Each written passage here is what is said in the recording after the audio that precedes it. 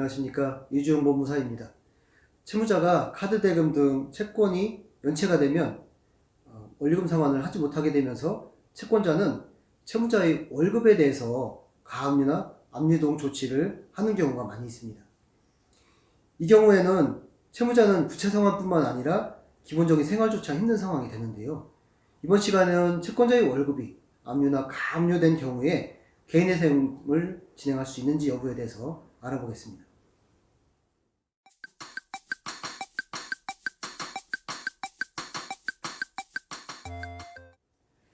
직장인을 다니는 40대 초반의 남성이었는데요. 채무자의 수입으로는 자녀 2명을 포함한 가족들이 생계비와 병원비를 지출하고 나면 남는 금액이 거의 없이 빠듯하게 생활을 하고 있었습니다. 최근 연체가 계속되면서 월급까지 압류가 되고 급여의 2분의 1만 받게 되는 상황이 되었습니다. 이에 개인회생을 상담하고 저희들이 절차를 진행해준 사건이 있었는데요.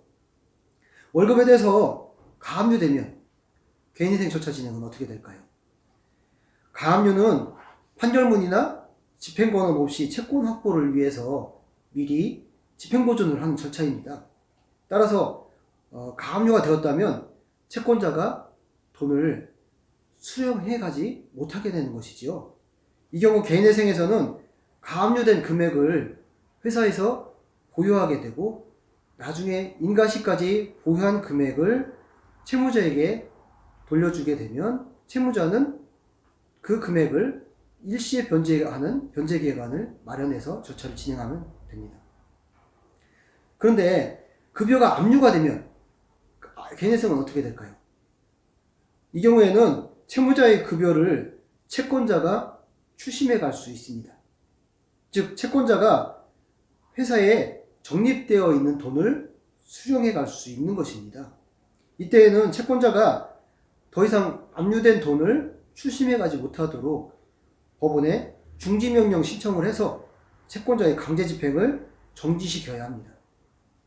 이렇게 되면 위 가압류와 마찬가지로 중지가 된다고 하면 중지된 이후부터는 급여를 회사에서 적립하게 되고 위 금원을 인가시까지 적립해 두었다가 인가가 되면 압류 절차를 풀고 그 돈을 채무자가 수령해서 그 돈 또한 일시에 개인회생 변제금으로 납부해서 절차를 진행하면 되는 것입니다. 이런 경우에 일시에 변제를 하니까 그 금액만큼 나중에 2개월부터 36개월 사이의 금액은 줄어들게 되겠죠. 위 채무자의 경우에 급여가 압류되어 있기는 하지만 중지명령 결정을 받았고 이후 인가시까지 적립금이 800여만 원이 되었습니다. 그래서 인가가 되면서 인가결정문과 채권자 목록을 첨부해서 압류 및 추심 해제 신청을 하고 위 금원을 일시에 납부하면서 그 변제 금액이 줄어들게 되었고 이를 개인회생 변제기획안에 반영을 해서 절차를 진행해 드렸습니다. 개인회생을 하기 전에 월급이 압류나 가압류된 경우에 중지나 금지명령을 신청해서 결정을 받는 것이 중요합니다. 이상 월급이 압류 또는 가압류된 경우에 개인회생 절차를 진행할 수 있는지 여부에 대해서 알아보았습니다. 감사합니다.